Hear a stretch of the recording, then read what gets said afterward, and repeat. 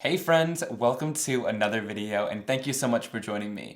Today I'm going to be using a brand new release from Gina Designs and Therm with a bunch of adorable gnomes in the stamp sets, and I'm going to be sharing some die cutting and inking tips along the way. So without further ado, let's get into it.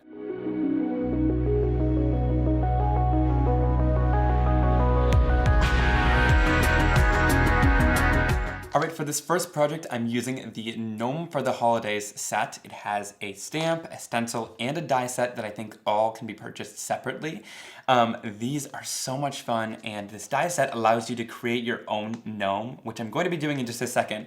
But first, I wanted to use this really simple tree die and show you guys how to kind of stretch it, because some of the more simple dies in your set you might not think of using for a whole card by itself. Alright, so I'm going to die cut 3 trees along my Hurley Create Stark White cardstock. So I'm just going to take the tree and my mint tape here, tape it down on the sides to hold it in place, and this mint tape does not rip your cardstock, which I love. I'll make my way back for the infamous die cutting segment of our show. I'm going to place it in there. Run it right through. Alright, I'll move it over and die cut it out again. Alright, so once that's all cut out, we have these 3 trees as a nice window on our card, and now we can color it in. And to do that, I'm going to take a stark white card base here, and I'm going to color right onto here so that it shows through the trees when we place this down. I don't want to get ink on the back of my card base, so I'm going to take a little bit of the 4-inch mint tape, which I have just been loving lately for masks, because like I said, it doesn't rip your cardstock, but it protects things. And I like that it's nice and wide. So I'm just going to tape it down here, right against that crease to make sure that we're not going to get ink on this back side. Now we can get as crazy as we want with color and not have to worry about it. So first I'm going to start off with a little bit of Psych. And we're going to take our color from the bottom and make it a lot darker down there and kind of fade our way up to the top. And I'm going to do this with all of our greens so that we get a really nice blend on these trees. I'm using my domed blending tools for this application. I like them because I can get a really nice saturated color right away, but they also won't give me harsh marks either. But this kind of layer is really just about applying lots of color down so that we can see it bright through the windows of those trees. Alright, to add a little bit of shading, let's start off with some later gator. This is kind of going to be our mid-tone green. So we'll just bring it in from the bottom and start kind of carrying it up there. Last but not least, we're going to bring in our darkest green color, which is Fake Plant, and we're going to carry this up right from the bottom just to give some nice dark shading down at the bottom of our trees. Alright, I'm just going to test kind of how that's going to look. I love that blending, how it looks in there.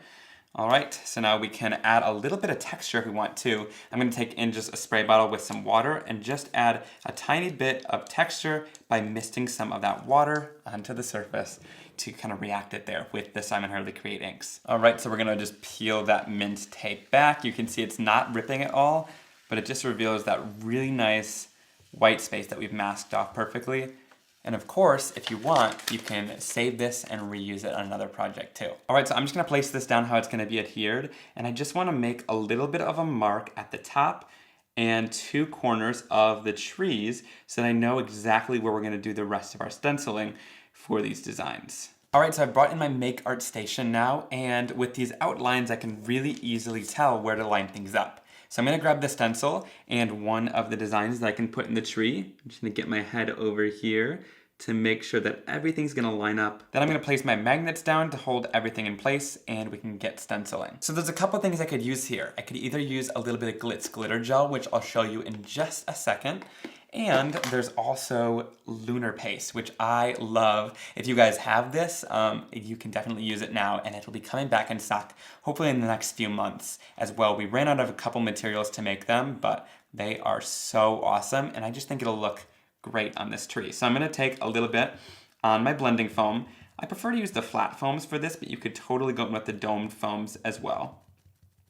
You can apply this like a normal paste, but one thing I love to do with this type of medium is apply it with a blending tool, because you're going to get that same amount of shine and beauty on your project, but you're going to get a lot quicker of a dry time, which I think is awesome. And I'll show you this with the Glitz glitter gel in just a second as well. and look at how awesome that is. For the next tree, I'm going to line up these dots here, and we're going to use that to embellish this one. Here I'm gonna go in with a little bit of the Glitz glitter gel. This is the color gold. Isn't it just stunning? Like, I love how this stuff looks. So the really awesome part about using a sponge with this is I can get a little bit out of here and see that awesomeness on the sponge. But then the really great part about this is you get a lot less texture, which I sometimes like, and you get a lot less liquid on your project, and it really just puts down the glitter, but then it won't come off on your hands when it's dry, which I think is amazing. So there's two different looks you can get with these pastes, and they play really nicely together. Move those magnets. And there you can see that amazing Glitz glitter in there and a lot less kind of texture by applying it with blending tool. On the middle tree, I'm just gonna grab a little bit of the iridescent Glitz glitter gel, grab a little bit of that on my sponge. And for this one, I'm just going to take some of the glitter at the bottom and tap it on there and kind of fade it upwards in our tree. So adding that down just gives us a super thin layer of that, and when you tilt it in the light, it really, really shines. I've added lots of foam tape to this panel, and to adhere everything down, I'm gonna start in the top right corner. I like to just make sure that that is all straight and adhered, and then we move from there. So we can go all along our card, and once that's lined up, the bottom should be lined up as well, and we can just kind of move everything down and place it flat onto our card. For the sentiment, I'm just gonna use Merry Christmas from this stamp set. I'm gonna take one of my sentiment acrylic blocks here, line it up with the grid lines on it, and then I'm gonna do some heat embossing. For this, I like to use alcohol ink black cardstock. It's like this smooth, velvety cardstock, and it's really great for making things stand out with white heat embossing. I'll take my anti-static powder tool and get all the static cling away, and then we can go in with our clear sticky Versamark ink, ink this up, and stamp it down onto our cardstock. Give it some good pressure. Then we'll bring in our white embossing powder and sprinkle it over top, and if you guys can tell, I really need to refill my white embossing powder jar. Alright, so part of the sentiment strip is going to be right in that tree, so I've added a little bit of foam tape there, and then for the rest of the sentiment, I'm just going to adhere some tape runner, because that's going to sit right on the white area there. And we'll place this down. I'm going to line it up right in front of those trees, and then place it down and adhere it. I really love how this card turned out with the different lunar paste and Glitz glitter gel in there. I love that you're able to either stencil or stamp down on top of the tree and really take a die that you might not have thought of in the Gnome stamp set and really create something amazing out of it. So this is from the Gnome for the Holidays die set. I've picked out all the pieces I wanted to use for the Gnome. But there's a festive fall add-on set where you can do a stamp set, there's another stencil along with it, and a die set. And inside of this die set, there is a coffee cup that I really thought that I would love to use, and also some little hands to make your gnome be able to hold onto it. So I'm going to die cut those as well, but this is from that separate set. All right, here's where my trick comes in. Instead of die cutting these out of all separate cardstocks and running it through the die cutting machine a million times, I'm literally going to take all of these dies together, put them on my stark white cardstock, and run it through together. Here's another segment of Simon awkwardly using his die cutting machine in the background. Twice in one video, you guys are really getting a treat. All right, once these pieces are all cut out, you're gonna wanna be careful. Make sure you know what every piece is and where it is. Keep track of them on your desk here, because a lot of them are really small, but now we're gonna start our coloring. There's a couple different ways we can color these in, and I'm gonna share them all in today's video to make things go quick. Now I'm gonna use some of the Nuvo alcohol markers for the first one, which is the skin tones. This is one way to color things in really easily and get some shading. I'm just gonna go in literally with my alcohol markers, and all I have to do is rotate these and quickly color the die cut in. I find this to be so much easier than going in and running it through the die cutting machine 100 times with colored cardstock, but to each their own. And you know, I know these are tiny little die cuts, but if you want to go in and add a little bit of shading, you totally can. I'll go in with the second shade of this, and we can go back and forth to just blend things together if we would like. For the rest of these, I'm going to use my Simon Hurley Create ink pads and little blending tools here. For some of them, I don't even need to go back into the ink pad in order to get the color on the surface. This one I'm just doing a little tiny bit of gray for the coffee cup because it's a white coffee cup, but we want to add just a little bit of shading. And to add shading to die cuts is really easy. All you have to do is, you don't even have to go in with like 2 different markers or anything like that. All you have to do is just ink one side a little bit more, and since the die is a little bit translucent, it's just going to keep layering on top of each other and create a darker color wherever it's gone over several times. For the hat, I'm going to use a little bit of bee sting. I want to give a kind of a Christmas vibe here. So I'm going in with a little bit of that, and then, like I've been doing with all the rest of this, I'm going to dab some of it off and kind of fade it out and make it go lighter as it goes upwards. And in the Gnome for the Holiday stencil, it actually has a layer that can go on top of this hat, which I'm going to go in and use a little bit of the lunar paste. This is the bee sting lunar paste to add a little bit of shine and dimension to this as well. So this can be kind of nice and shiny on there, which I think is so fun. All right, so this part is a little bit tedious. I'm just going to adhere everything together with a little bit of Distress Collage Medium Matte. This works really well to adhere everything down. I'm going to glue it all together, and then some of the pieces I added down with a little bit of foam tape. So you'll see as I put the nose together and the coffee cup, I want those to stand out a little bit more, so I added them down using a little bit of dimension. And here is the final gnome once we've added everything together. I absolutely love how he turned out, and with that little fall add-on, I love that we can add that as well, which I think is perfect for fall, but also the winter time. All right, for the background, I'm gonna do something really simple. I'm just gonna take a little bit of clear skies, and I'm going to blend a background that my gnome can stand in front of.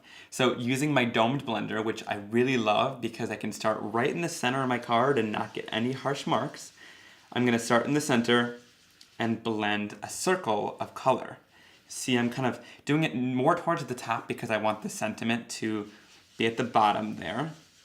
And then I'm just gonna kind of fade it outwards. And you can see that by blending with this foam blender and my inks, we're really easily able to get just a super nice fade out to the sides. And a couple people asked me about my cardstock too. This is the Simon Hurley Create Stark White cardstock. I find that it gives the ink a little bit more wiggle room to move and blend and smooth out any imperfections as well. Then I'm gonna use none other than one of my favorite stencils for the winter time. I love this kind of snowflake design. It's called Sweater Weather. And all I'm going to do is place it down in the center here, and you guessed it, I'm gonna grab a little bit of water, spray it down, and then it's gonna kind of react with the background there to give this really cool watercolor effect. I love that the Simon Hurley Create inks react with the water and create this cool and interesting background. And if I want things to stop moving and blending, I'll just go in with my heat tool. This one is the Ranger one, which I find that dries it really quickly, but it doesn't push around the inks, which I love. Sometimes I also like to take a little bit of liquid adhesive if I want it to really stay in place and put it on the back of my foam tape. This way, if you have trouble placing things or anything too, it gives you a little bit more wiggle room as you place it down because it's got that liquid adhesive underneath. So I'm just going to kind of line it up right in the center. And once we've got it all lined up, I can adhere it down on my card. Now to finish off the card with my sentiment, I'm gonna grab my little mini Misty. You can use your Misty stamping tool, and I love this for sentiments because right when I'm at the tail end of my card, the last thing I wanna do is stamp a sentiment wrong. So I'm gonna use the sentiment that says, "There's no place like home for the holidays." I'm going to make sure that it's lined up nice and straight on my card. And another good way to check this is by turning it over, and if the grid lines line up, your sentiment should be straight, which is a really great tip too, to make sure that things aren't crooked right at the end. So then I'm gonna use a little bit of jet black archival ink to stamp this down. All right, I've added this down into a card base, and that really finishes off today's card with the gnome. I love how this one turned out. Building that gnome was super fun, and I loved all the awesome tips for coloring things in with the die cutting and saving some time with one pass through. I hope you guys really enjoyed today's video, and I'll leave links down below to Gina K's full release with ThermoWeb. I think it's so much fun, and I know you guys will love it. If you enjoyed this video, please give it a big thumbs up. Leave me a comment down below on which card from the two was your favorite, and also click that subscribe subscribe button so you never miss another card making and crafting video like this one from me. Alright guys, I'll see you all very, very soon for another card making video. Have a great day. Bye!